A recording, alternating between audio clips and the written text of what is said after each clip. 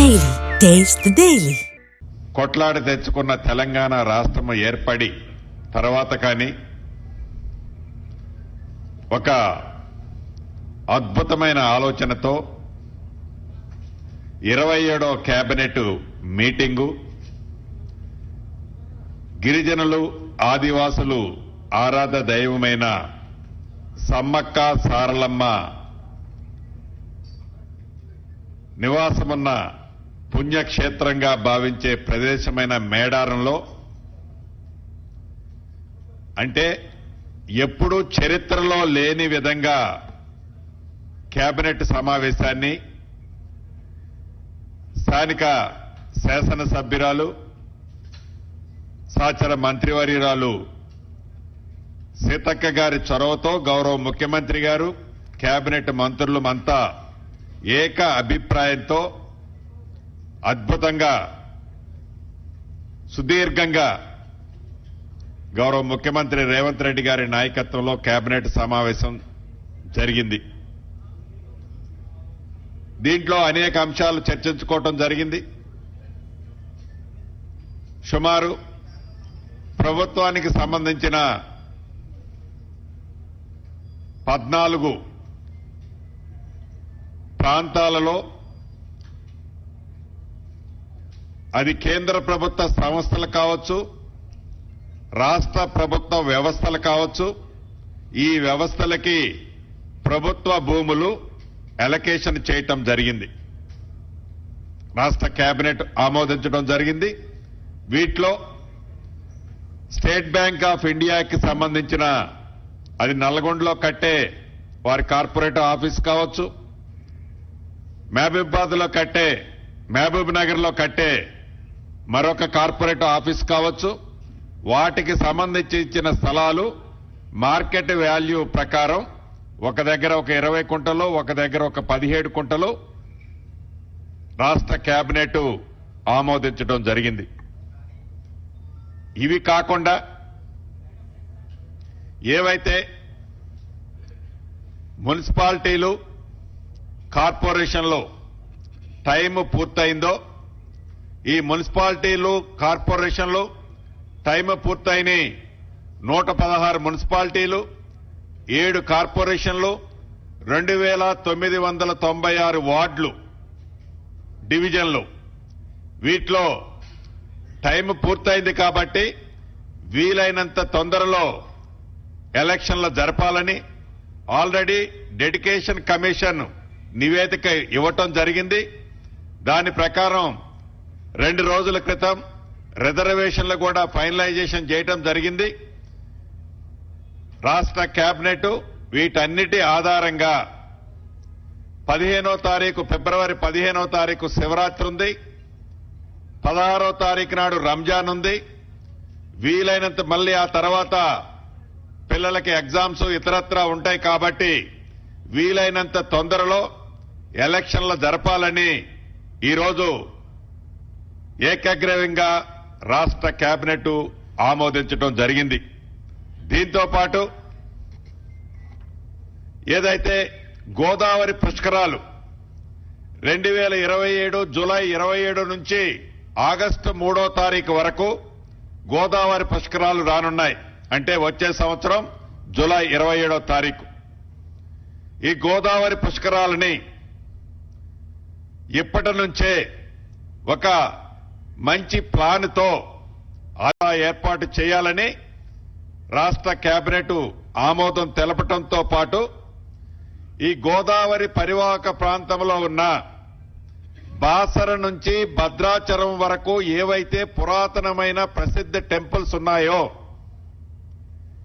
ఈ టెంపుల్స్ అన్ని ఒక టెంపుల్ సర్క్యూట్ గా ఏర్పాటు చేసి దీంట్లో ఎకో పార్కులు గాని అనేక చాలా ఫారెస్ట్ ఏరియా ఉంటుంది. దీంట్లో నదీ పరివాహక ప్రాంతం ఉంటుంది. ఎకో టూరిజంతో పాటు పురాతన ఆలయాలని అభివృద్ధి చేయడంతో పాటు ప్రతి ఆలయానికి మెరుగైన డెవలప్మెంట్ చేయడంతో పాటు టూరిజంగా కూడా ఈ బాసర టు భద్రాచలం ఏదైతే సర్క్యూట్ టెంపుల్ సర్క్యూట్ చేయాలనుకుంటున్నామో దానికి ఒక కన్సల్టెన్సీని కూడా ఫైనల్ చేశాం. ఈ జనవరి ఎండ్ ఆర్ ఫిబ్రవరి 15th లోపు కన్సల్టెన్సీ రిపోర్ట్ వచ్చిన తర్వాత ఒక కేబినెట్ సబ్ కమిటీని ఏర్పాటు చేసి మార్చి 31st నాటికి ఒక ప్రణాళికాబద్ధంగా ఏదైతే ఇప్పుడు మేడారంలో అభివృద్ధి శాశ్వత అభివృద్ధి చేశామో అదే తరహాలో ఈ Basara to Bhadrachalam temple circuit, ఈ మధ్యలో ఉండే టూరిజం డెవలప్మెంట్, ఎకో పార్కులు, అన్ని వసతులని ఏర్పాటు చేసే దాంట్లో భాగంగా మార్చి 31st లోపు దీన్ని డిసైడ్ చేయాలని, దీనికి కేబినెట్ సబ్ కమిటీని కూడా అతి కొద్ది రోజుల్లో ఫైనల్ చేయాలని ఈరోజు కేబినెట్ ఆమోదం తెలపడం జరిగింది. దీంతో పాటు హైదరాబాద్ మెట్రో, ఈ ప్రభుత్వానికి ఒక చిత్తశుద్ధి ఉంది. గ్రామీణ ప్రాంతంలో మెరుగైన రోడ్ల కోసం ఎలా అయితే ప్రణాళిక, అది R&B కావచ్చు, పంచాయతీరాజ్ కావచ్చు, ఎలా అయితే ఒక ప్రణాళిక చేతి చిత్తశుద్ధితో ఇరువురు మంత్రులు సమక్షంలో ఒక ప్రణాళిక తయారు చేశామో అదే పద్ధతిలో పట్టణవాసులైన హైదరాబాద్ మెట్రో సంబంధించిన విషయంలో కూడా ఫేజ్ 1 కు సంబంధించిన అంశాన్ని L&T దగ్గర నుంచి టేక్ ఓవర్ చేసే విషయంలో చాలా క్షుణ్ణంగా డిస్కస్ చేశాము. ఫర్దర్ ఇన్ఫర్మేషన్ కోసము నెక్స్ట్ కేబినెట్ కి మళ్లీ ఆ ఫైల్ సర్క్యులేట్ చేయాలని అధికారుల్ని ఈ కేబినెట్ లో ఆదేశించడం జరిగింది. దీంతో పాటు ఫేజ్ 2A, ఫేజ్ 2B, ఈ ఫేజ్ 2A, ఫేజ్ 2Bకి సంబంధించిన ల్యాండ్ ఎక్విజిషన్ కూడా చాలా టైం టేకింగ్ కాబట్టి ఈ ల్యాండ్ ఎక్విజిషన్ చేసే అంశాన్ని ఈ రోజు కేబినెట్ ఆమోదం తెలిపిందని చెప్పడానికి సంతోషిస్తున్నాను.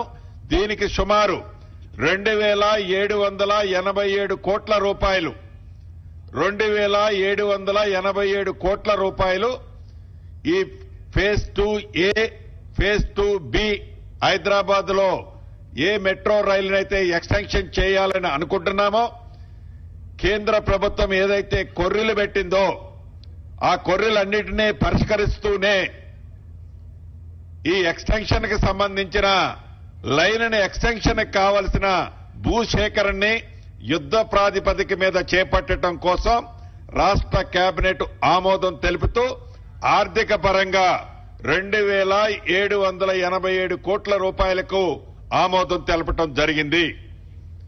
అదే రకంగా పెద్దలు కోమటిరెడ్డి వెంకటరెడ్డి గారు చెప్తారు, నల్గొండ జిల్లా మహాత్మా గాంధీ యూనివర్సిటీకి సంబంధించిన ఒక అంశాన్ని కూడా అప్రూవ్ చేశాం. దానికి సంబంధించి పెద్దలు సహచార మంత్రివర్యులు కోమటిరెడ్డి వెంకటరెడ్డి గారు చెప్తారు. అదే రకంగా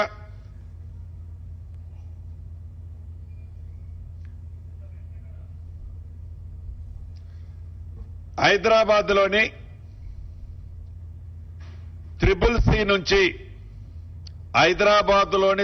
సి నుంచి శిల్పా లేఅవుట్ రోడ్డు వరకు, హైదరాబాద్ లోని ICCC నుంచి శిల్పా లేఅవుట్ వరకు సుమారు 9 కిలోమీటర్ల రోడ్డు, అంటే హై లెవెల్ బ్రిడ్జ్ ని ఏర్పాటు చేసే దాన్ని ఈరోజు ఫ్లైఓవర్ కి సంబంధించింది ఈరోజు కేబినెట్ ఆమోదం తెలపడం జరిగింది.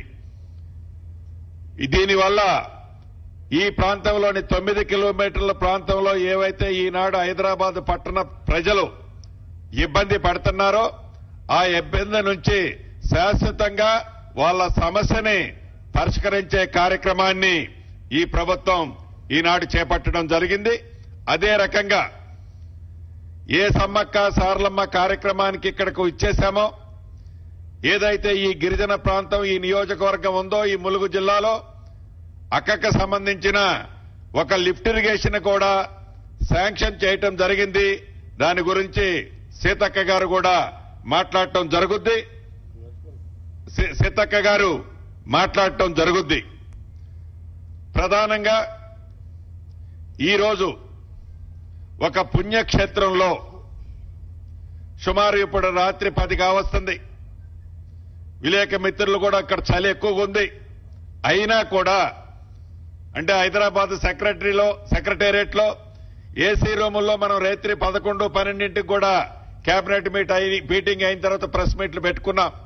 కానీ దానికి భిన్నంగా ఈ గిరిజన ప్రాంతంలో ఒక పవిత్ర పుణ్యక్షేత్రంలో గిరిజనులు ఆదివాసులు ఆరాధ దైవంగానే కాకుండా ఆదివాసులకి గిరిజనులకి ఇతరులకు కూడా కోట్లాది మంది భక్తులుగా ఉండే ఈ మేడారంలో ఈరోజు కార్యక్రమం ఏర్పాటు చేసుకోవటం ఒక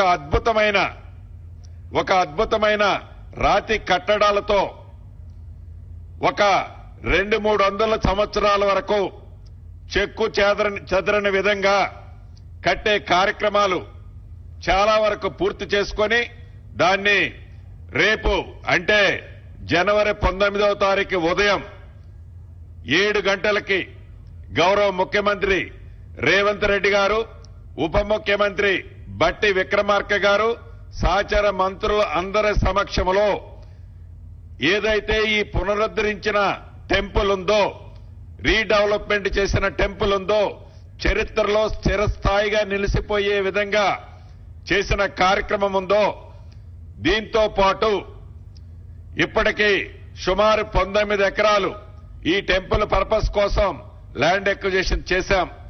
ఇంకా 21-22 ఎకరాలు ల్యాండ్ ఎక్విజిషన్ చేయబోతున్నాం. రమారమి 40-41 ఎకరాలు ఈ సమ్మక్క సారలమ్మ పేరు మీద ఎక్విజిషన్ చేసి దాన్ని కూడా ఒక ప్రణాళికాబద్ధంగా ప్రజలకి, వచ్చే భక్తులకి, భవిష్యత్తు తరాలకి ఉపయోగపడే విధంగా, అదే రకంగా జంపన్న వాగును కూడా నిరంతరము 365 డేస్ జంపన్న వాగులో కూడా నీళ్లు ఉండే విధంగా గోదావరి నుంచి వచ్చే నీటితో, రామప్ప నుంచి వచ్చే నీటిని ఆ పైప్ లైన్ కూడా అఫీషియల్ గా లక్నవరానికి ఇచ్చి అక్కడి నుంచి ఈ జంపన్న వాగుకి పైప్ లైన్ ను కూడా గౌరవ ముఖ్యమంత్రి గారు ఇందాకనే వేదిక మీద అప్రూవ్ చేస్తూ అనౌన్స్ చేశారు. అంటే ఈ జంపన్న వాగులో 365 డేస్ వాటర్ ఎప్పుడు ఫ్రెష్ వాటర్ లో వచ్చిన భక్తులకి స్నానాలకి చేసుకునే విధంగా, వారి మొక్కులు చెల్లించే విధంగా వాటర్ ను కూడా ఉంచటానికి కావలసిన చెక్ డ్యాములు ఇతరత్ర కూడా శాశ్వత పనులు పూర్తి చేయటమే కాకుండా ఈ మేడారాన్ని ఏదో ఇప్పుడు చేశాం, కేబినెట్ పెట్టాం, అయిపోయింది అన్నది కాదు. ఈ ప్రభుత్వం యొక్క చిత్తశుద్ధి, ఈ ప్రభుత్వం ఈ ఆదివాసుల దేవుళ్ల మీద ఉన్న ప్రత్యేక శ్రద్ధ, డెడికేషను ఏంటి అనేది ఈనాడు రాష్ట్ర ప్రజలకే కాదు, ఈ సమ్మక్క సారమ్మని పూజించే కోట్లాది మంది భక్తులకి స్పష్టంగా కనిపిస్తుంది.